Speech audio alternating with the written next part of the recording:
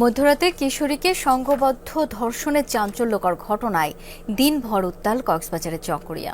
সড়কে ব্যারিকেড দিয়ে মিছিল সমাবেশ করেছেন বৈষম্য বিরোধী ছাত্র আন্দোলন এবং স্থানীয়রা।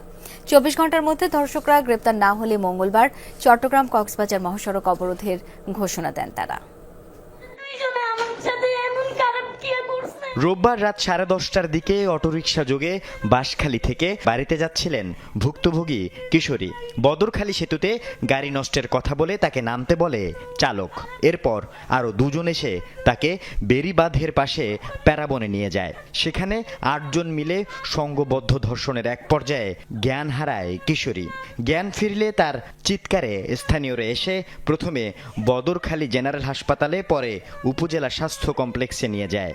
কেউ আমাকে একটু সাহায্য করেন নাকি, একটু বাঁচান আমাকে, এটা বলার পথে ওই একলা ছেলেটা আমার সাথে পারতেছে না, আবার দূরে আরেকটা ছেলে যাচ্ছে, ও ধরে আমাকে ওইখানে নিচে নামাতে হচ্ছে, ওইদিকে প্যারাল বনে নামাইতেছে।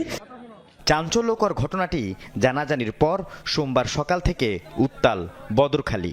মহেশখালী চকরিয়া সড়কের বদরখালী ব্রিজে ব্যারিকেড দিয়ে বিক্ষোভ করে বৈষম্য বিরোধী ছাত্র আন্দোলন ও স্থানীয়রা। লাইসম্যান যে আছে উনি জড়িত এবং যারা টোকাই আছে এখানে তারাও জড়িত। খারাপ পোলা পায় না আর কি, কিছুটা চিহ্নিত হচ্ছে এবং মেয়ের কাছে একটা ডকুমেন্টও আছে। একজনের মানিব্যাগ পড়ে গেছিল, মানিব্যাগটা মেয়ের কাছে আছে। যারা ঘটনা করছে সবাই জানে, ওদেরকে দ্রুত আইনে আনা হোক এবং মেয়েটাকে যথাযথ নিরাপত্তা দেওয়া হোক।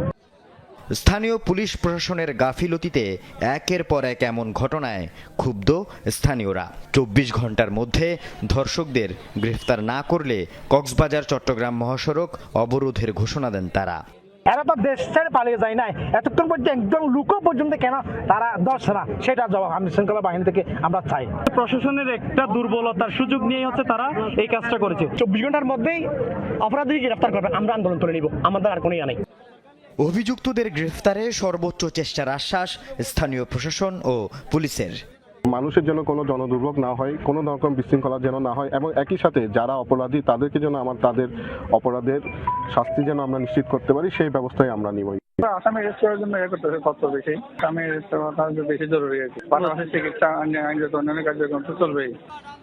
আল আমিন শিকদার, যমুনা নিউজ।